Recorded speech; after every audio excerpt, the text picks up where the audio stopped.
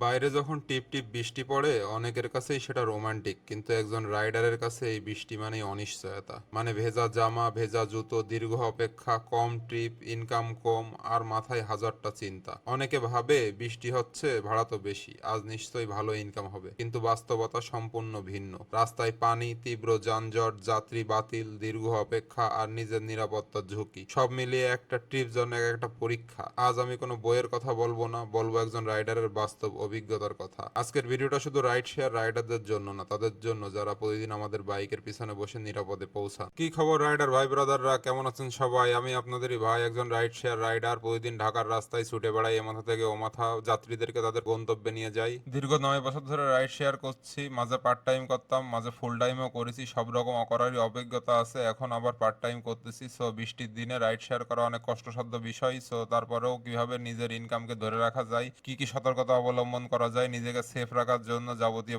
Tips এবং tricks গুলো আজকের ভিডিওতে শেয়ার করবো। সো সাথেই থাকেন, ভিডিওতে স্কিপ না করে।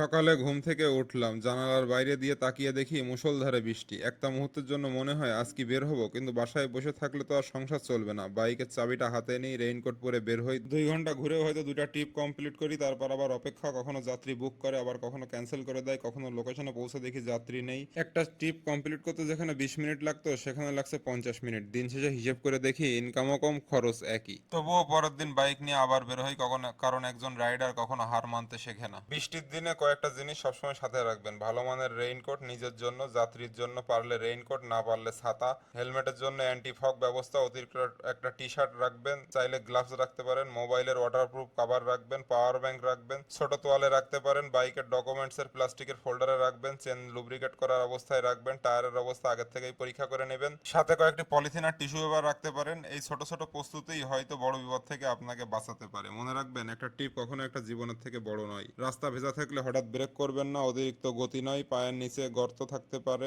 অন্য গাড়ির হঠাৎ ব্রেক করতে পারে, সামনের গাড়ির সাথে যথেষ্ট দূরত্ব বজায় রাখুন। যাত্রী তাড়াহুড়ো করলেও নিজের নিয়ন্ত্রণ হারাবেন না, যাত্রীকে নিরাপদে পৌঁছে দেওয়াটাই সবচেয়ে বড় দায়িত্ব। এবার আসি সবথেকে গুরুত্বপূর্ণ বিষয়ে, বৃষ্টির দিনে কিভাবে ইনকাম কিছুটা হলেও ধরে রাখা যায়। প্রথমত, বৃষ্টি শুরু হওয়ার আগেই অনলাইনে চলে আসুন। দ্বিতীয়ত, যেসব এলাকায় অফিস ছুটি হয় সেসব জায়গায় আশেপাশে থাকুন। তৃতীয়ত, দীর্ঘ সময় এক জায়গায় বসে থাকবেন না। চতুর্থত, যাত্রীর সাথে ভালো ব্যবহার করুন। একজন সন্তুষ্ট যাত্রী ভবিষ্যতে আপনাকে আবার বেছে নিতে পারে। সো পঞ্চমত, বাইকটি নিয়মিত সার্ভিসিং করান। খারাপ বাইক মানে মাঝপথে সমস্যা, আর সমস্যা মানে ইনকাম কমে যাওয়া। সবচেয়ে বড় কথা, প্রতিদিন ইনকাম একই হবে না, কখনো কম হবে, কখনো বেশি হবে, কিন্তু ধারাবাহিকভাবে কাজ করলে মাস শেষে পার্থক্যটা বোঝা যায়। বৃষ্টির দিনেও ভালো টাকা ইনকাম করা যায়। সো বৃষ্টির দিনে ইনকাম করতে হলে আপনাকে একদম পুরো সব প্রস্তুতি নিয়ে থাকতে হবে।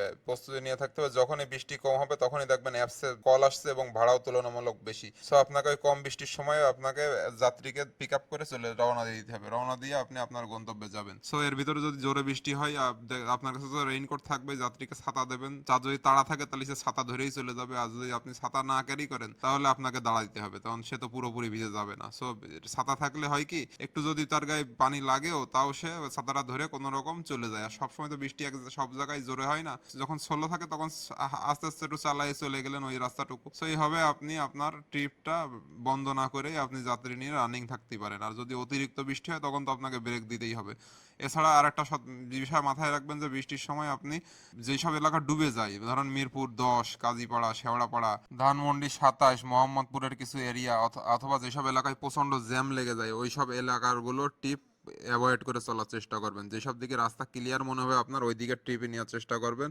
আর একটু অপেক্ষা করলেও বেছে বেছে ভালো ভালো ট্রিপ ধরার চেষ্টা করবেন। আর যে বৃষ্টির ভিতরে তো আপনি রেইনকোট ছাতা আছেই। সো এইভাবে আপনি মেনটেন করে চলবেন, পিক আওয়ারগুলোতে ভালো কল পাবেন আশা করি। আর বৃষ্টি থামার একটু কমলেই, যেসব এরিয়া বৃষ্টি একটু কমে, তখনই দেখবেন যে উড়াধুরা কল আসছে, তখন আপনি ইন্ডিয়া অ্যাপে দামাদামি করে, হাই ভলিউম থাকে ওই সময়, সো ইন্ডিয়া অ্যাপে দামাদামি করে ভালো ভাড়া নিতে পারেন, অথবা উবার পাঠাও, ওই সময় ফেয়ার বেড়ে যায়। সো আপনি এভাবে বৃষ্টির দিনেও ভালো ইনকাম ধরে রাখতে পারবেন। আপনাকে প্রস্তুতি নিয়ে থাকতে হবে, রোদ বৃষ্টি ঝড় ঝাপটা যাই হয়ে যাক, আমি রাইডে যাব এবং টাকা ইনকাম করে আনবো। আপনার যদি প্রস্তুতি ভালো থাকে, সো আপনি ভালো টাকা ইনকাম করতে পারবেন। আর বাইকে পর্যাপ্ত ফুয়েল রাখবেন, কারণ এমনি বৃষ্টির মধ্যে সব ডুবে যায়, তারপরেও তেল নেওয়া একটা ঝামেলার বিষয় হয়ে যায়। সো বাইকে পর্যাপ্ত ফুয়েল থাকলে আপনার আর কোনো প্যারা নেই। আপনি উড়াধুরা রাইড মারতে পারবেন, যেখানেই দেখবেন ঝামেলা সেখানে ওয়েট করতে হবে, অপেক্ষা করবেন, যাত্রী ভালো ভালো দেখে বেছে বেছে আপনি যাত্রী নিয়ে যাত্রা শুরু করবেন। সো এইভাবে যদি আপনি সারাদিন রাইড শেয়ার করেন, তারপরেও দেখবেন দিন শেষে ভালো একটা অ্যামাউন্ট ইনকাম হয়ে যায়। তারপরেও বৃষ্টির দিনে বাইক চালানো একটা ঝামেলার বিষয়, অনেক সময় ডোবা পানির ভিতর দিয়েও চালাই যাওয়া লাগে। সো সেক্ষেত্রে ইঞ্জিনের উপর বেশি প্রেশার পড়ে, পার্টস পাতি বেশি ক্ষয় হয়, পিছনে যদি ডিস্ক ব্রেক থাকে সেক্ষেত্রে ব্রেক শু বেশি ক্ষয় হয়। তো আপনার বাইকের উপর একটা ভালো রকমের প্রেশার পড়ে, এটা দেখা যাচ্ছে আপনার মাস শেষে কিংবা বছর শেষে আপনার বাইকের একটা মেইনটেনেন্স কস্টের উপর প্রভাব পড়ে। সো সেটু বিবেচনা করে মাথায় শান্ত রেখে নিরাপদে বাইক চালাবেন, তাইলে হয়তো আপনার এই সমস্যাগুলো হবে না। সঠিক পরিকল্পনা করে কাজ করবেন, সঠিক পরিকল্পনা করে যদি কাজ করেন তাহলে ঝড় বৃষ্টি যাই হোক আপনি ঠিকই ভালো একটা টাকা ইনকাম করে ফেলতে পারবেন। সো এইভাবে আমি আমার রাইড শেয়ার করি, সো আপনাদের সাথে শেয়ার করলাম। আর একটা গুরুত্বপূর্ণ বিষয়, আপনার সাথে থাকা মোবাইল এবং ইলেকট্রনিক ডিভাইস যেগুলো থাকে সেগুলোর জন্য পলিথিন এবং পর্যাপ্ত নিরাপত্তা ব্যবস্থা রাখবেন, কারণ পানি ঢুকে যদি আপনার মোবাইলটা নষ্ট হয়ে যায় 200 টাকার টিপ দিতে যে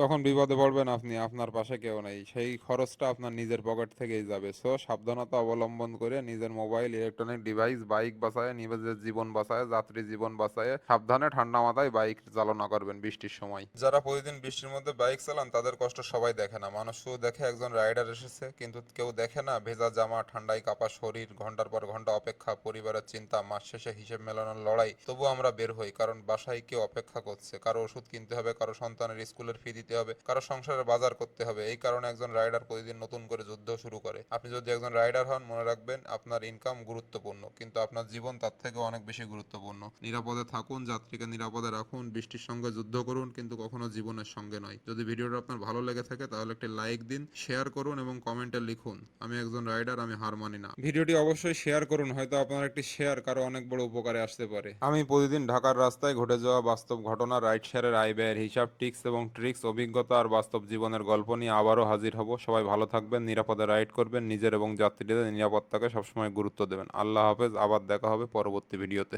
Follow, write, share story. Thank you.